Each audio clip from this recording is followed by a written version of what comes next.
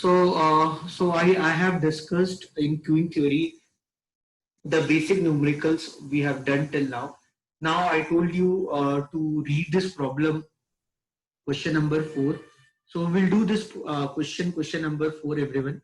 So the question is like this: customer arrive at one window drive according to the Poisson distribution with the mean of 10 minutes, and the service time per customer is exponentially with a mean of 6 minutes.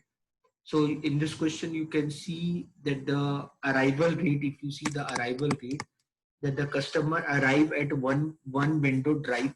So it is a single server model, you can understand, according to the Poisson distribution with the mean of 10 minutes. So after every 10 minutes, one customer is coming. So I can say the lambda is 6 customer per hour. So I can say the lambda is 6 customer per hour. So they're coming like after every 10 minutes, one person is coming.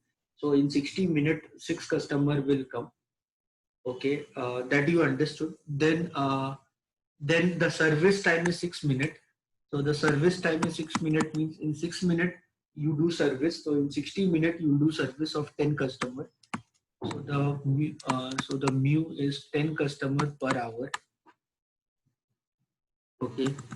Then the space in the front of the window can accommodate only 3 vehicles, including the serviced one. So they can accommodate only 3 vehicles, including the serviced one. So here, if you see, suppose this is a service station. Suppose this is the service station. So here they can accommodate only 3 vehicles. So here they can accommodate only 3 vehicles. You can understand. Uh, Other vehicle has to wait outside this space. So they have a limited space. You can understand it is a single server, finite queue length model. So it is not a single server infinite queue length model. It is a single server, a finite queue length model, where what you say, the repair shop can accommodate only 3 vehicle at a moment. So that you understood. Now, so if the question here is find the probability that the arriving customer can drive directly to the space in front of window. So what is the probability that the arriving customer can directly can drive directly to the space in front of window? So if you have to find this, so means you get the turn. So you get the turn. So means once you reach, you get the turn.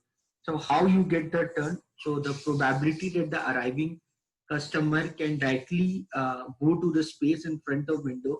So that can possible if no one is there. When you reach to that service station, no one is there, and you directly reach to the like you should top place where the service can happen, or one person is there or two-person is there, because totally it can accommodate only 3 person, 3 vehicle it can accommodate. So how you get the chance? You get the chance if no one is there, or one person is there, or two-person is there. So means this means this is idle. This means it is idle. This means that is idle. So this is the, you know that the busy probability that it is busy is lambda by mu. So it is idle means 1 minus lambda by mu. Then one person is there. One person is there means one person is there, that is lambda by mu, and then 1 minus lambda by mu. So this is a probability that one person is there, and then probability that two-person is there, that is lambda by mu square into 1 minus lambda by mu. So this is what you will do for this calculation. So here what I can do, I can take 1 minus lambda by mu common. So I get 1 plus lambda by mu plus lambda by mu whole square. So lambda by mu, if I want, what is lambda by mu? That is 6 by 10 or 3 by 5. So once I get that, so then calculation would be easy. So 1 minus 3 by 5 into 1 plus 3 by 5 plus 925. So this is 2 by 5 into, this is 25 LCM. So 25 plus 5 threes are 15 plus 9. So you can solve this. So this is 2 by 5 into this is 40, 49 by 25. So 49 twos is 98 and 25 fives is 125. So this is the probability. This is the probability that the arriving customer can drive directly in front of the window. So this is the probability that the arriving customer can this is the probability that the driving customer this is the probability that the arriving customer can drive directly to the space in the front of window. This is the probability for that.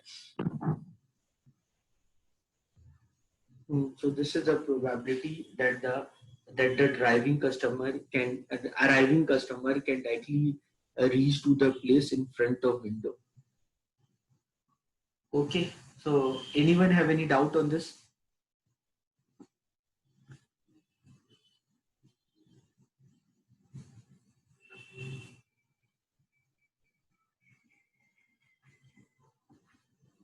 Anyone have any doubt on this?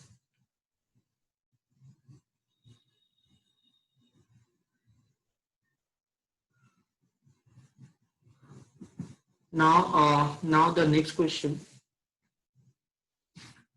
Now we'll do the next question.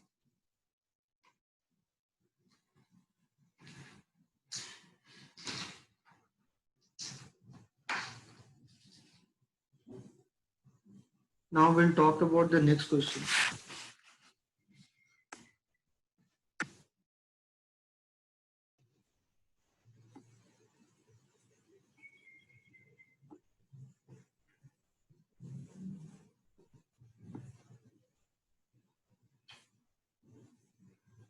So we have done the first question. Based on then, we'll do the next question. Now we'll discuss the next question. The next question is that what is the probability that the arriving customer will have to wait outside the directed space? So what is the probability? What is the probability that the arriving customer has to wait outside the directed space? Means the probability that the arriving customer can directly go to the space in front of window, that probability is 98 by 125. Then if I ask you what is the probability, if I ask you what is the probability, what is the probability that the arriving customer, so first he can vent, next is what is the probability that the arriving customer has to wait. So the what is the probability that the arriving customer has to wait outside the directed space. So the probability that the arriving customer has to wait outside the directed space,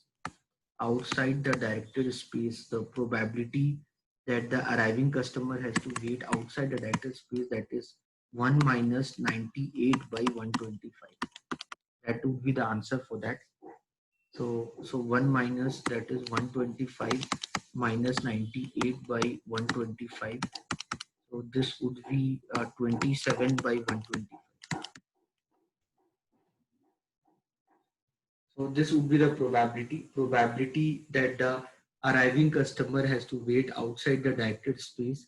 That would be 27 by 125. Okay. Then the next question is that is how long the arriving customer has to wait before getting the service. Means they're expecting the waiting time in the how much the arriving customer has to wait before getting the service. So it's very simple. They're asking you the waiting time in the queue. So what they're asking you, what is the waiting time in the queue? This is easy problem. Waiting time in the queue is nothing but waiting time in the system into lambda by mu. Waiting time in the system is 1 minus mu minus lambda, and that is lambda by mu. So this is the waiting time in the queue. So that is easy. We can do that. That part is easy. And you know that lambda here is, what is lambda? 6 and mu is 10. So lambda is 6 and mu is 10. So lambda is 6 and mu is 10. So lambda is 6 and mu is 10. So this is 1 by 4 into 6 by 10. So this is 3 by 20. So 3 by 20 if you convert into minute. So because this waiting time in the queue that you'll get in waiting time in the queue you got in hour, if you multiply with 60, so you'll get 9 minutes. So that is the waiting time in the queue that you will get as a 9 minute. Clear? So I hope this is easy problem. You can do it very easily. Anyone have any doubt? Anyone want to ask anything?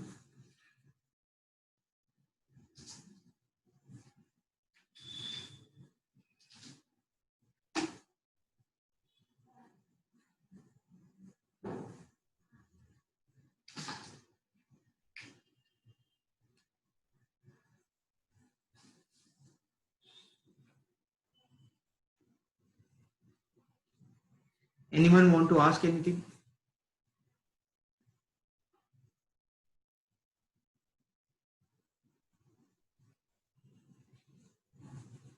So this was easy problem to be done.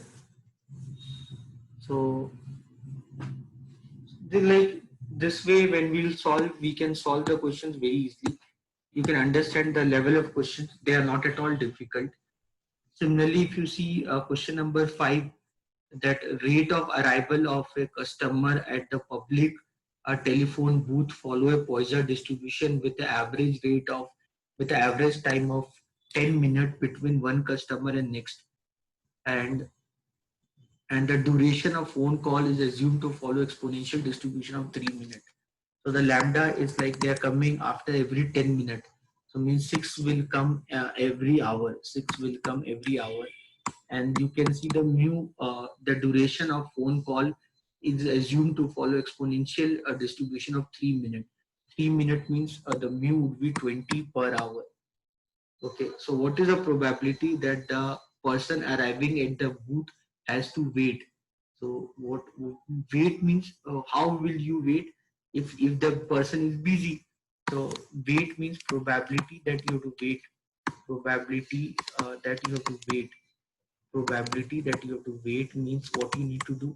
You need to find lambda by mu, because wait means what? Wait means you are busy. So the customer care representative is busy. Wait. So this is lambda by mu. So the lambda by mu, that is 6 by 2. So that would be 3 by 10. So 0.3. So the probability that you have to wait is 0.3. Then the next question, what is the average length of the non-empty queue that form from time to time? So the average length of non-empty queue. So if I ask you non-empty queue length, if I ask you, the formula for that is the average length of non-empty queue. The formula for that is mu by mu minus lambda. That is already I have written for you when in the Word document what I have given. So the average length of non-empty queue that form from time to time. So the average length of non-empty queue. So the average length of non-empty queue. So the average length of non-empty queue. So the average length of non-empty queue would be mu by mu minus lambda. So that is mu by mu minus lambda, 20, 20 by 20 minus 6. So that is 20 by 14. That is 10 by 7. So that is the average length of non-empty queue.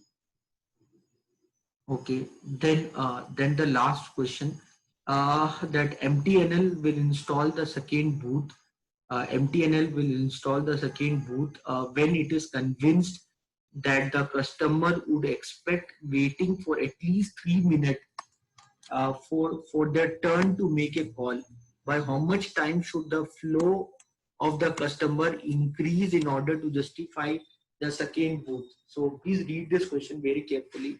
So in this question, they are mentioning that the company which is MTNL. So I think they're talking about this MTNL. So this is like a telephone booth So in this question, the problem what we are solving, so they're actually talking about uh, uh, telephone booth scenario. So in this scenario, what they're talking about in this scenario, uh, what we are discussing a scenario where the people are coming for the services to be done, and and uh, and here people are coming for the services to be done, and like services here is to make a call. So people are coming to make a call, and in probably in an hour 6 person comes to make a call, and those people who reach the booth to make a call on an average basis, they spend 3 minutes. So probably I can say that 20 people get that opportunity to do call in an hour, so that we can understand here. Then the thing here is that this one booth is one server is there, one booth is there, and in that one booth, like you can understand, around in every 10 minutes one person is coming, and then every person is getting 3 minutes to do the call. So you can understand the probability that you wait, the probability that once you reach you wait is 0.3. 30% is the probability that you wait, and 70% is the probability that once you reach it will be idle and you can make a call. So now this is the one booth system where the work is happening peacefully. But now the company, maybe the telephone booth company, that is MTNL. So that MTNL is thinking to install a second booth, and the condition what MTNL is thinking, that those people who are coming, if they wait for at least 3 minutes to make the call, then MTNL will probably will think to install the second boot. But those who are coming here, and if those people who are coming here, they don't have to wait probably not much. So then MTNL is not thinking to install the boot. So here, the thing what we are working on, we are working on the waiting time in the queue, and you know that this is the formula for waiting time in the queue. And what MTNL is thinking, MTNL is thinking that those people who are coming, and if they wait for probably more than 3 minutes, or at least 3 minutes, if they have to wait, or more than 3 minutes if they have to wait, so then probably we'll install a boot. So here, when you see in this problem, when you see in this problem, you need to understand that the installation of the second booth will be justified if the arrival rate is greater than the waiting time. I hope you can understand. So how can I justify that why should you install the second booth? So probably I can justify the installation of second booth probably if the arrival rate is greater than the waiting time. So probably here the company is thinking that they will install the booth probably if the waiting time is at least 3 minutes or more than that.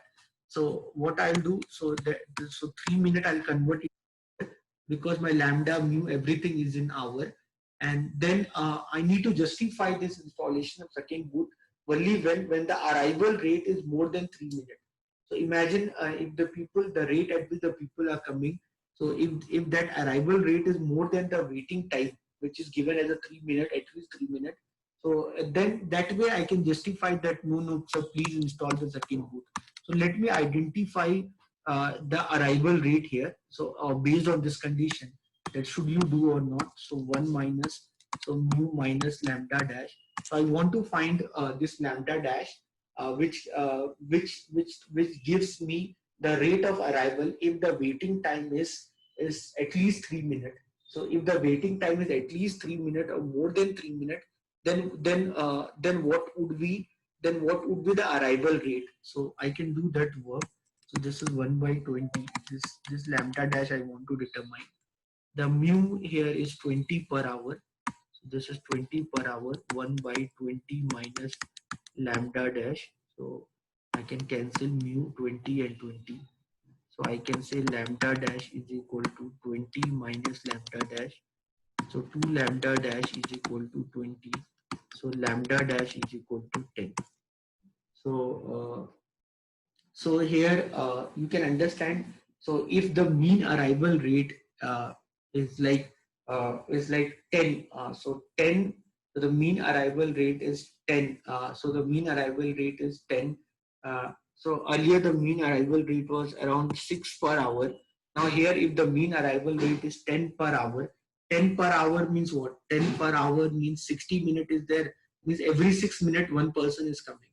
So you can understand here, so that after every 6 minutes, if one person is coming and your waiting time is more than 3 minutes per person, so that way I can justify the situation where you can install the sucking booth in the given complex. So if one booth is not enough, so when I'm thinking to install another booth, when I'm thinking to install one more booth, then what would be the probably scenario that basically I'm talking about here.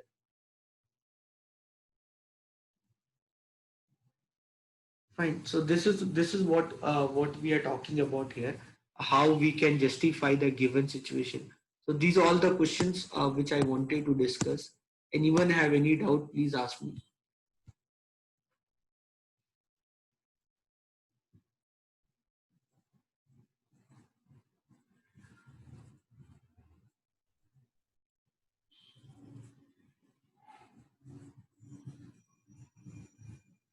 Anyone have any question to ask before I wind up the class?